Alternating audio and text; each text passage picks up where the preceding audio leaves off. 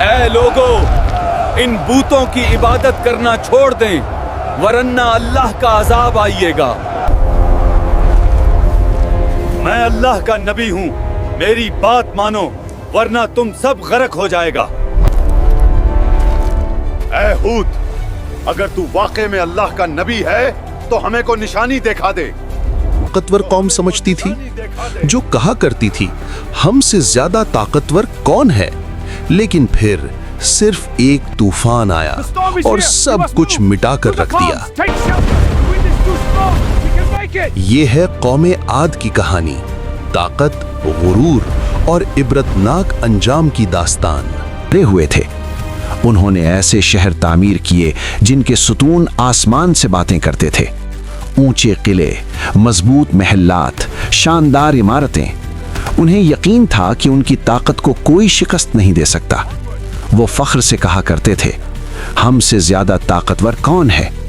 مگر انسان جب اپنی طاقت پر ناز کرنے لگتا ہے تو وہ اصل طاقت کو بھول جاتا ہے۔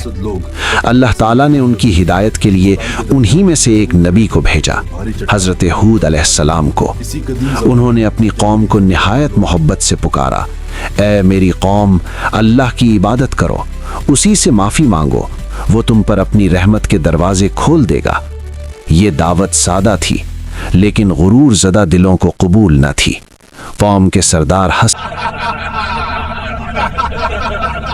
اے ہود، تم ہمیں ہمارے معبودوں سے روکنے آئے ہو؟ اگر تم سچے ہو تو وہ عذاب لے آؤ جس سے تم ہمیں ڈراتے ہو۔ ہنسنے لگے۔ انہوں نے کہا، اے ہود، کیا تم ہمیں ہمارے معبودوں سے روکنا چاہتے ہو؟ اگر تم سچے ہو تو وہ عذاب لے آؤ جس سے تم ہمیں ڈراتے ہو۔ یہ الفاظ محض انکار نہیں تھے، یہ تکبر کی انتہا تھی۔ حضرت ہود علیہ السلام نے صبر کے ساتھ نصیحت جاری رکھی۔ انہوں نے کہا، میں تمہارا خیر خواہ ہوں، اپنے رب کی طرف لوٹ آؤ۔ لیکن قوم نے نہ سنا۔ پھر زمین نے اپنی برکت روک لی، بارشیں بند ہو گئیں، کھیت سوکھ گئے، کنویں خشک ہو گئے۔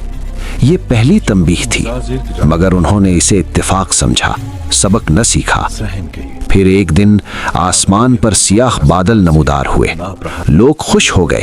انہوں نے سمجھا آخر کار بارش آنے والی ہے، لیکن وہ بادل رحمت کے نہیں تھے، وہ عذاب کے بادل تھے۔ اچانک تیز ہوا چلنے لگی، ریت کے بادل اٹھنے لگے، ہوا کی آواز خوفناک ہو گئی، اور پھر ایک ہولناک طوفان شروع ہوا۔ یہ عام آندھی نہیں تھی، یہ ایسی تیز اور سرد ہوا تھی جو ہر چیز کو جڑ سے اکھاڑ رہی تھی۔ یہ طوفان ایک دن نہیں بلکہ مسلسل کئی دنوں تک چلتا رہا۔ ہوا لوگوں کو زمین سے اٹھا کر زور سے پٹکتی تھی۔ طاقتور جسم بے بس ہو چکے تھے۔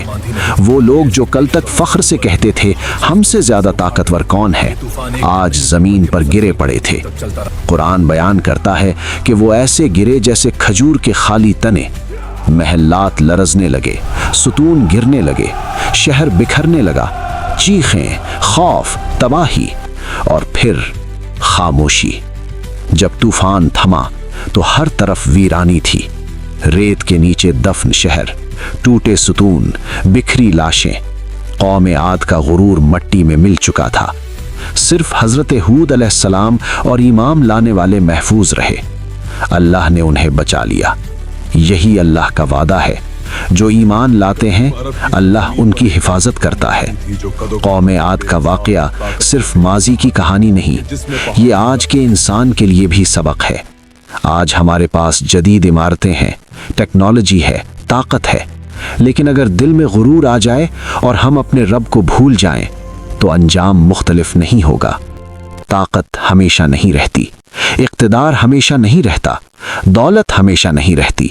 جو باقی رہتا ہے وہ اللہ کی رضا ہے۔ قوم عاد کی خاموش وادیاں آج بھی گواہی دیتی ہیں کہ غرور کا انجام تباہی ہے۔